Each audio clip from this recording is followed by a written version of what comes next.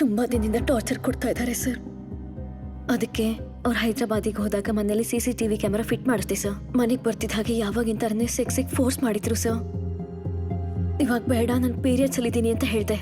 ಆದ್ರೂ ಕೇಳ್ತೇನೆ ನನ್ನ ಮೈ ಮೇಲೆ ಬಿದ್ಬಿಟ್ರು ಸರ್. ನಾನು ಬೇಡ ಅಂತಿದ್ದಕ್ಕೆ ಫ್ಲವರ್ ವಾಸ್ ತಗೊಂಡು ತಲೆ ಮೇಲೆ ಹೊಡೆದ್ರು ಸರ್. ಗೋಡೆಗೆ ತಳ್ಳಿ ಕತ್ತೆ ಹೆಸ್ಕಿದ್ರು, ಡೈನಿಂಗ್ ಟೇಬಲ್ ಮೇಲೆ ಬೀಳ್ಸಿದ್ರು. ಯಾವತ್ತಿಂದನೂ ಹೀಗೆ ನಡೀತಾ ಇದೆ. ನಾನು ಡಿಫೆಂಡ್ ಮಾಡ್ಕೊಳ್ಳೋದಕ್ಕೋಸ್ಕರ ಅಲ್ಲೇ ಇದ್ದ ಹ್ಯಾಮರ್ ತಗೊಂಡು ತಲೆ ಮೇಲೆ ಹೊಡೆದೆ ಸರ್.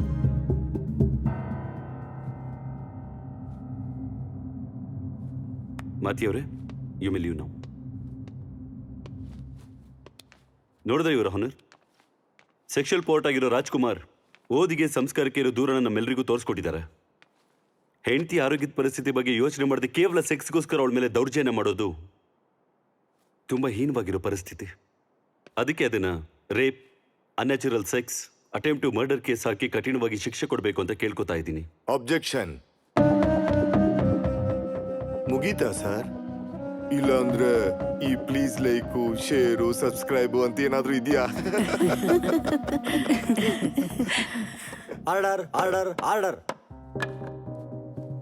ವಿಶ್ವ ಅವರು ತುಂಬಾ ದೊಡ್ಡ ಮೊನೋಲಾಗ್ನೆ ಕಲ್ಕೊಂಡ್ ಬಂದಿದ್ದಾರೆ ಯುವರ್ ಆನರ್.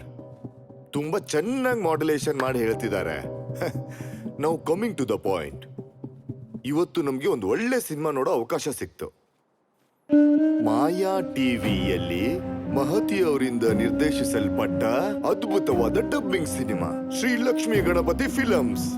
ಮೂಕಿ ಭಾಷೆಯಿಂದ ಕನ್ನಡ ಭಾಷೆಗೆ ತುಂಬಾ ಚೆನ್ನಾಗಿ ಡಬ್ಬಿಂಗ್ ಮಾಡಿದ್ದಾರೆ. ಅವಮ್ಮ ತಬ್ಲ ತೋರಿಸಿದ್ರಂತೆ, ಈ ಒಬ್ಬ ತಾದಿಂತೋ ಮಾಡಿದ್ರಂತೆ. ಅದೇನಂದ್ರೆ ಡಾಕ್ಟರು ಜೋಕ್ ಬರೆದ್ರೆ ಮೆಡಿಕಲ್ ಶಾಪ್ ಅವನ್ ಒಬ್ನೇ ನಕ್ನಂತೆ. ಹಂಗಾಯ್ತು ಈ ವ್ಯವಹಾರ. ಗುಡ್ ಜಾಬ್ ಮಹತಿ ಅವರೇ. ಡಬ್ಬಿಂಗ್ ಅಲ್ಲಿ ನಿಮ್ಗೆ ಒಳ್ಳೆ ಭವಿಷ್ಯ ಇದೆ. My blessings are always with you. ಕಿವಿ ಕೇಳಿಸಿದ್ದು ನಮ್ದೇ ಇರುವಾಗ ಕಣ್ಣಿಗೆ ಕಾಣಿಸಿದಾದ್ರೂ ನಂಬಲೇಬೇಕು ಯುವರ್ ಹಾನರ್. ಆ ವಿಡಿಯೋ ನೋಡಿದ್ರೆ ನಿಮಗೆ ನಿಜ ಗೊತ್ತಾಗುತ್ತೆ ಯುವರ್ ಹಾನರ್. ಹಾಗೆ ಇನ್ನೊಂದು ವಿಷಯ ಯುವರ್ ಹಾನರ್, ವಸಿಷ್ಠ ಅವರಲ್ಲಿ ಒಳ್ಳೆ ಕಾಮಿಡಿಯನ್ ಇದ್ದಾನೆ. ಸೌಂಡ್ ಎಫೆಕ್ಟ್ ಇಲ್ಲದೆ ಕೂಡ ಚೆನ್ನಾಗಿ ನಗಿಸ್ತಾ ಇದ್ದಾರೆ. ಬಾ, ಕಾಮಿಡಿಯನ್ ಆಗಿ ಒಳ್ಳೆ ಫ್ಯೂಚರ್ ಇದೆ ಸರ್ ನಿಮ್ಗೆ.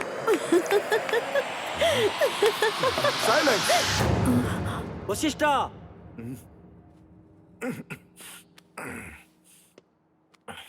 Honour, I am sorry your honour. ಇವಾಗವರೆಗೂ ನಾವು ಕೇಳಿದ್ದೇ ಬೇರೆ, ಅಲ್ಲಿ ನಡೆದಿರೋದೇ ಬೇರೆ. Video please. ಹೈದರಾಬಾದಿಂದ ಬಂದಿರೋ ನನ್ನ ಕ್ಲೈಂಟ್ ರಾಜ್ಕುಮಾರ್ ಎಂದಿನಂತೆ ತನ್ನ ಹೆಂಡತಿ ಜೊತೆ ಸಲಿಗೆಯಿಂದ ಇರೋಕ್ ನೋಡ್ದ. ಪಾಪ ಅಮಾಯಕ ಅವನು. ಇಷ್ಟೆಲ್ಲ ಪ್ಲಾನ್ ಮಾಡಿ CCTV ಕ್ಯಾಮ್ರಾ ಎಲ್ಲಿದೆ ಅನ್ನೋದು ಸಹ ಅವನಿಗೆ ಗೊತ್ತಿಲ್ಲ. ಪ್ರೀತಿಯಿಂದ ಅವಳ ಹತ್ರ ಬರೋಣ ಅಂತ ನೋಡ್ತಿದ್ದ. ಅವಳು ತಮಾಷೆ ಮಾಡ್ತಿದ್ದಾಳೆ ಅನ್ಕೊಂಡಿದ್ದ. ಆದ್ರೆ ಮಹತಿ ಅಷ್ಟಕ್ಕೆ ನಿಲ್ಲಿಸ್ಲಿಲ್ಲ. ನಿಮ್ ಇಡೀ ಕುಟುಂಬನ ರೋಡಿಗೆ ತರ್ತೀನಿ ಅನ್ನೋ ಬೆದರಿಕೆನ ಹಾಕಿದ್ಲ ಅವಳು. ಈ ಮಾತನ್ನ ನಮ್ ಕ್ಲೈಂಟ್ ರಾಜ್ಕುಮಾರ್ಗೆ ಕೇಳೋಕಾಗ್ಲಿಲ್ಲ. ಸಿಟ್ನಿಂದ ಫ್ಲವರ್ ವಾಸಿಂದ ಹೊಡಿತಾರೆ. ಅದನ್ನ ಕಂಟ್ರೋಲ್ ಮಾಡ್ತಾ ಏನಕ್ಕೆ ಇವಳು ಈಗ ಆಡ್ತಾ ಇದ್ದಾಳೆ ಅನ್ನೋದನ್ನ ಅರ್ಥ ಮಾಡ್ಕೊಳ್ಳೋದ್ರೊಳಗೆ ಸುತ್ತಿಗೆಯಿಂದ ಬಲವಾಗಿ ತಲೆ ಮೇಲೆ ಹೊಡೆದು ಅವ್ರ ಜಾ ಲೈನ್ ಡ್ಯಾಮೇಜ್ ಆಗೋ ತರ ಫೇಸ್ ಮೇಲೆ ಹೊಡಿತಾರೆ. ಯುವರ್ ಆನರ್, ಇವಾಗ ನನ್ನ ಕ್ಲೈಂಟ್ ರಾಜ್ಕುಮಾರ್ ಮಾತಾಡದೇ ಇರೋ ಪರಿಸ್ಥಿತಿಲಿದ್ದಾರೆ. ಅದಕ್ಕೆ ಅಲ್ಲಿ ನಡೆದಿರೋದನ್ನ ಲಿಖಿತ ಪೂರ್ವಕವಾಗಿ ಅವರೇ ಬರೆದಿದ್ದಾರೆ. ಅದನ್ನ ಕೋರ್ಟ್ ಮುಂದೆ ಮೊದಲೇ ಸಬ್ಮಿಟ್ ಮಾಡಲಾಗಿದೆ. Objection your honour. Mahathi dubbing ಮಾಡಿದ್ಲು ಅಂತ ತಮಾಷೆ ಮಾಡ್ತಾ ಇದ್ದಾರೆ. ಮತ್ತೀಗ ಇವ್ರು ಏನ್ ಮಾಡ್ತಾ ಇದ್ದಾರೆ? ಅಷ್ಟುಕಲ್ಲಿ ನಡೆದಿದ್ದಲ್ಲ ಯುವರ್ ಆನರ್. ಅರೆ ಬೇಡ ಅಂತ ಹೇಳಿದ ಮೇಲೂ ಕೂಡ ಬಿಡದೆ ರಾಜ್ಕುಮಾರ್ ಮಹತಿ ಮೇಲೆ ದಾಳಿ ಮಾಡಿದ್ದಾನೆ. ಎದುರುಗಡೆ ಇರೋ ವ್ಯಕ್ತಿ ಬೇಡ ಅಂತ ಹೇಳಿದ್ರು ಕೂಡ ಸೆಕ್ಷುವಲ್ ಡಿಸಾರ್ಡರ್ನ ತಡ್ಕೊಳ್ದೆ ದಾಳಿ ಮಾಡಿದೆ ಅದನ್ನ ರೇಪೇ ಅಂತ ಹೇಳ್ತಾರೆ. ಅದು ಸ್ವಂತ ಹೆಂಡತಿ ಆಗ್ಲಿ ಬೇರೆಯವರಾಗ್ಲಿ ಪ್ರಾಸ್ಟಿಟ್ಯೂಟ್ ಆಗಿದ್ರು ಕೂಡ ಅದನ್ನ ರೇಪೇ ಅಂತಾರೆ. ಇದು ನಿಮ್ಮ ಅಭಿಪ್ರಾಯ ಅಲ್ಲ ರೀ, ಸಿನಿಮಾ ಡೈಲಾಗ್. ಇಷ್ಟು ಮಾಡೋ ಬದಲು ಆ CCTV ಫುಟೇಜ್ನೆಲ್ಲ ಬಿಟ್ಬಿಟ್ಟು ಆ ಪೆನ್ ಡ್ರೈವ್ ಅಲ್ಲಿ ವಕೀಲ್ ಸಾಬ್ ಸಿನಿಮಾನ ಹಾಕಿ ಕೊಡ್ಬೋದಿತ್ತಲ್ಲ, ನಿನ್ ಕೆಲ್ಸ ಆಗ್ತಿತ್ತು. ಹಾಗಾದ್ರೆ ನೋ ಮೀನ್ಸ್ ನೋ ಅನ್ನೋ ಸಿನಿಮಾಗಳಲ್ಲಿ ಹೆಣ್ಮಕ್ಳು ಆಡೋ ಮಾತುಗಳಲ್ಲಿ ಅರ್ಥನೇ ಇರಲ್ಲ ಅಂತ ಹೇಳ್ತಾರೆ. ಏನು ನಂಬೋದು? ರೇಪ್ ಅನ್ನೋ ಪದನ್ನ ಎಷ್ಟು ಅಮಾನುಷವಾಗಿ ಬಳಸ್ತಾರೆ.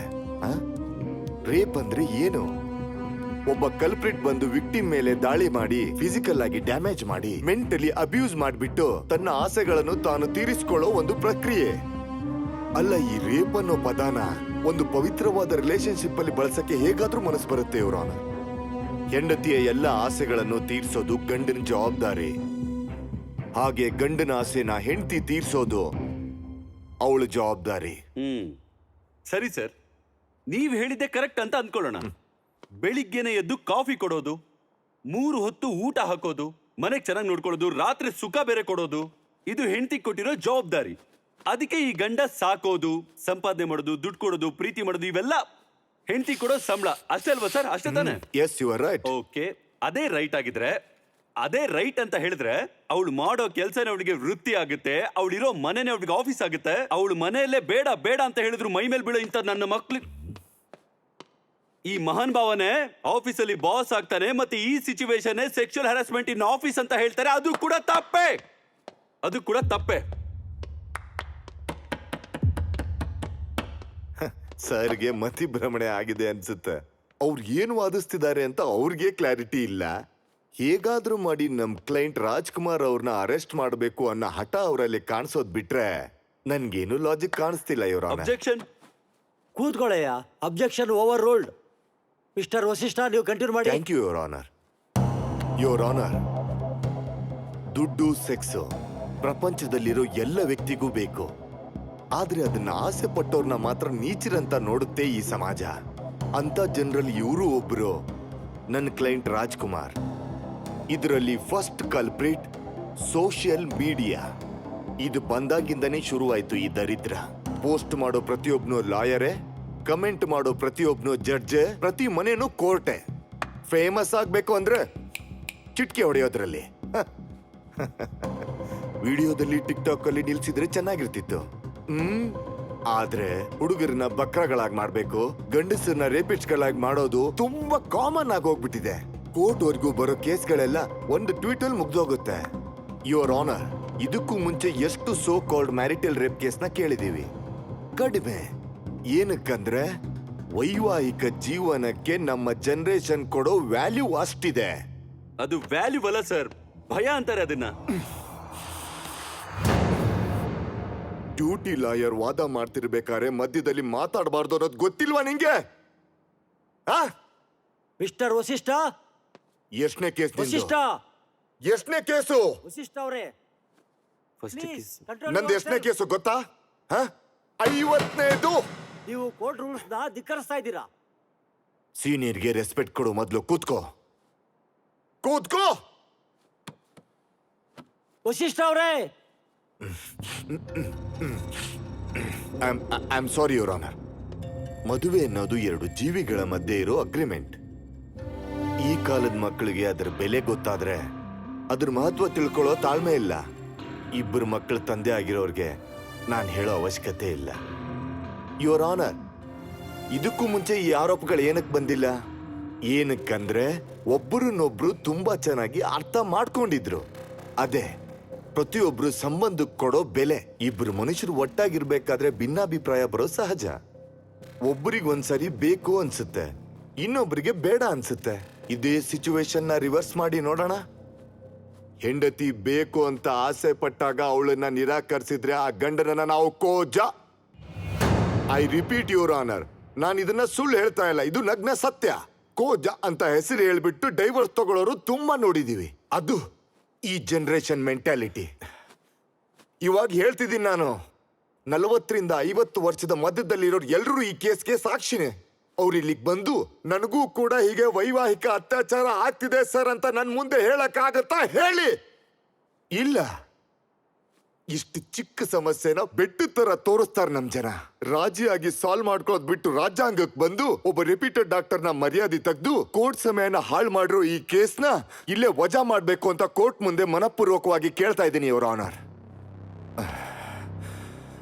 ಕೊನೆಯದಾಗೂ ಒಂದು ಮಾತು ಯುವರ್ ಆನರ್, ತಪ್ಪೆ. ಫ್ಲವರ್ ವಾಸಿಂದ ನಮ್ಮ ಕ್ಲೈಂಟ್ ರಾಜ್ಕುಮಾರ್ ಅವ್ರ ಹೆಂಡತಿಗೆ ಹೊಡೆದಿರೋದು ತಪ್ಪೆ. ಅದು ಕೋರ್ಟ್ ಅವರು ಎಷ್ಟೇ ಫೈನ್ ಹಾಕಿದ್ರು ಅದನ್ನು ಒಪ್ಕೊಳ್ಳೋಕೆ ಸಿದ್ಧವಾಗಿದ್ದೀವಿ. I rest my case your honour.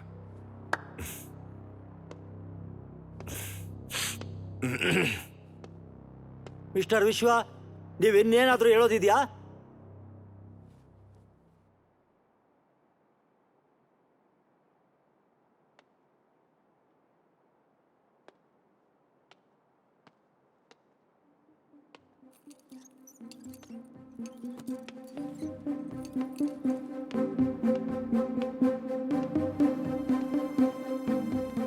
Your honour, ಮೊದಲನೇದಾಗಿ ಎಲ್ಲರ ಮುಂದೆ ನಿಮಗೆ ಇಂಟರಪ್ಟ್ ಮಾಡಿದ್ಕೆ ಎಕ್ಸ್ಟ್ರೀಮ್ಲಿ ಸಾರಿ ಸರ್.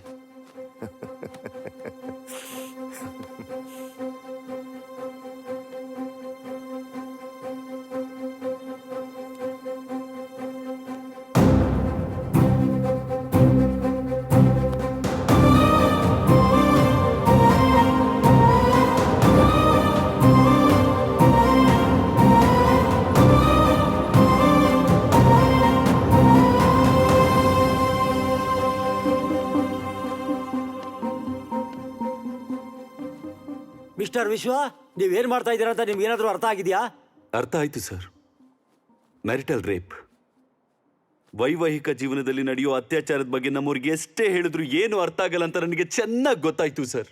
ಒಂದು ಅಪಾರ್ಟ್ಮೆಂಟ್ ಅಲ್ಲಿ 15 ಫ್ಲಾಟ್ಗಳಿದ್ರೆ ಕನಿಷ್ಠ 4 ಫ್ಲಾಟ್ ಅಲ್ಲಿ ನಡೆಯುವಂತ ಒಂದು ದೊಡ್ಡ ನರ್ಕ ಸರ್ ಇದು. ಈ ಇಡೀ ಪ್ರಪಂಚದಲ್ಲಿ ಪ್ರತಿದಿನ ಒಬ್ಬ ವ್ಯಕ್ತಿ ಮೇಲೆ ಮತ್ತೆ ಮತ್ತೆ ಒಬ್ಬ ವ್ಯಕ್ತಿ ಮಾಡುವಂತ ದರಿದ್ರವಾಗಿರೋ ನರ್ಕ ಸರ್ ಇದು. ಒಬ್ಬ ನಿರಪರಾಧಿಗೂ ಕೂಡ ಅನ್ಯಾಯ ನಡಿಬಾರ್ದು ಅಂತ ನಾವೆಲ್ಲ ಓದ್ಕೊಂಡಿದೀವಿ ಅಲ್ವಾ ಸರ್? ಅದರಲ್ಲಿ ಅಕಾರ್ಡಿಂಗ್ ಟು ಲಾ ಅಂತ ಬರ್ದಿಟ್ಟಿಲ್ಲ ತಾನೆ? ಹೇಗಿದ್ರು ಪ್ರತಿಯೊಂದಕ್ಕೂ ದಾರಿ ಇದೆ ಅಂತ ಸರ್ ಹೇಳಿದ್ರು ತಾನೆ. ಈಗ ಪಬ್ಲಿಸಿಟಿಗೋಸ್ಕರ ಸಂಸಾರನ ಹಾಳು ಮಾಡೋರು ಪೊದೆಗಳಲ್ಲಿ ಇರ್ತಾರೇನೋ ಸರ್? ಈ ನಡೀತಿರೋ ದರಿದ್ರನ ಹೊರಗಡೆ ಹೇಳ್ಕೊಂಡ್ರೆ ನನ್ನ ಮನೆ ಮರ್ಯಾದೆ ಏನಾಗುತ್ತೆ, ನನ್ನ ಮನೆಯವ್ರು ಏನ್ ಅನ್ಕೋತಾರೆ, ನನ್ನ ಸಂಬಂಧಿಕರು ಏನ್ ಅನ್ಕೋತಾರೆ ಅಂತ ಹೇಳ್ಕೊಳಕ್ಕಾಗದೆ ಒಳಗಡೆ ಕುತ್ಕೊಂಡು ಕೊರ್ಗಿ ಸಾಯೋರು ಎಷ್ಟೋ ಜನ ಇದ್ದಾರೆ ಸರ್ ಈ ಪ್ರಪಂಚದಲ್ಲಿ. 1000 ಜನ ಇದ್ದಾರೆ. ಇಷ್ಟು ದೊಡ್ಡ ಸಮಸ್ಯೆನ ಅರ್ಥ ಮಾಡ್ಕೊಳ್ತಾ ಇರುವಂತಹ ಸಮಾಜದಲ್ಲಿ ಬದುಕ್ತಿರೋ ಒಬ್ಬ ವಿಕ್ಟಿಮ್ ಸರ್ ನಾನು. ಈ ತರ ಎಷ್ಟೋ ಜನ ಹೆಣ್ಮಕ್ಳು ಬಂದು ಅವ್ರ ಕತೆ ಹೇಳ್ತಿದ್ರು ಕೇಳಿಸ್ಕೊಂಡು ಏನು ಮಾಡಕ್ಕಾಗದೆ ಇರುವಂತ ಹೆದರ್ಪುಕ್ಲ ಸರ್ ನಾನು. ಏನೋ ಕಿತ್ತಾಕಣ, ಏನೋ ದಬ್ಬಾಕಣ ಅಂತ 5 ವರ್ಷ ಲಾ ಓದಿರೋ ಲಾಯರ್ ಸರ್ ನಾನು. ಅದಕ್ಕೆ ಈಗ ಇಲ್ಲಿ ನಿಂತ್ಕೊಂಡು ಮಾತಾಡ್ತಾ ಇದ್ದೀನಿ ಸರ್.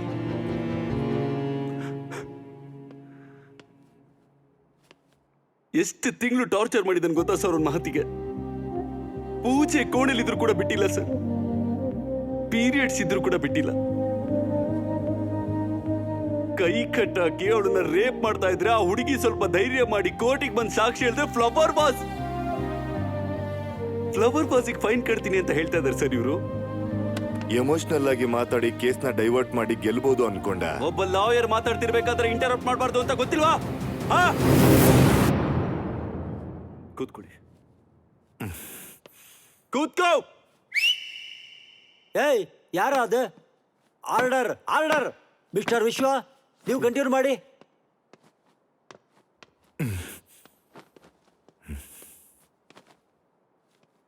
ಯುವರ್ ಆನರ್, ಇವತ್ತು ಕೋರ್ಟ್ ಚರಿತ್ರೆಯಲ್ಲಿ ಯಾವತ್ತೂ ನಡೆದೇ ಇರೋಂಥದ್ದು ನಡೆದಿದೆ ಯುವರ್ ಆನರ್. ಯಾರು ಯಾರನ್ನ ಕೂಡ ಇಂಟರೋಗೇಟ್ ಮಾಡಿಲ್ಲ. ಒಂದು ನಡೆದಿರೋ ಕ್ರೈಮ್ಗೆ ಜಡ್ಜ್ ಸಮೇತ 50 ಜನ ಇಲ್ಲೇ ಸಾಕ್ಷಿಯಾಗಿದ್ದಾರೆ. ಒಬ್ಬ ಲಾಯರ್ ಬೋನ್ ಒಳಗಡೆ ನಿಂತ್ಕೊಂಡು ಮಾತಾಡಿದ್ದಾನೆ. ಇನ್ನು ಎಷ್ಟು ದಿನ ಕೋರ್ಟ್ ಚರಿತ್ರೆಯಲ್ಲಿ ಯಾವತ್ತೂ ಇದು ನಡೆದೇ ಇಲ್ಲ ಅಂತ ಮಾತಾಡ್ತಾನೆ ಇರ್ತೀವಿ ಯುವರ್ ಆನರ್? ನೀವೇ ಒಂದು ಪ್ರೆಸಿಡೆಂಟ್ ಸೆಟ್ ಮಾಡಿ, ಎಷ್ಟೋ ಜನ ಕಷ್ಟಪಡ್ತಿರೋರ್ಗೆ ಒಂದು ಹೋಪ್ ಕೊಡಿ. ಇದಕ್ಕೆ ಯಾವನ್ ಶಿಕ್ಷೆ ಕೊಡ್ತಾನೆ ಬಿಡು ಅನ್ನೋ ಪ್ರತಿಯೊಬ್ಬನಿಗೂ ಒಂದು ಭಯ ಕೊಡಿ. ಯುವರ್ ಆನರ್, ಕೋರ್ಟಿನ ಗೆಲುವು ಮೆಟ್ಲತ್ಕೊಂಡು ಬಂದಿರೋ ಒಬ್ಬ ಒಳ್ಳೆಯವನಲ್ಲಿ ಇಲ್ಲ ಯುವರ್ ಆನರ್. ಮನೇಲಿ ಕೂತ್ಕೊಂಡಿರೋ ಒಬ್ಬ ಕೆಟ್ಟವನ್ಗೆ ಭಯ ಹುಟ್ಟಿಸೋದ್ರಲ್ಲಿದೆ.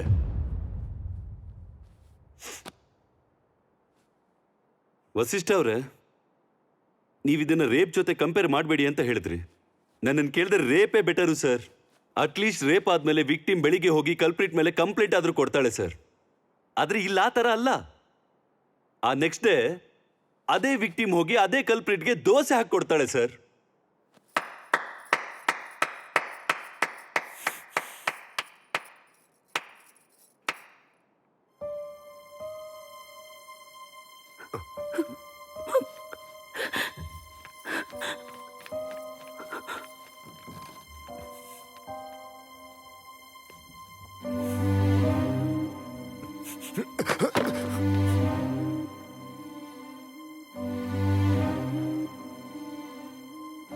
The judgment will be passed in the next hearing. Thank you, Your Honor.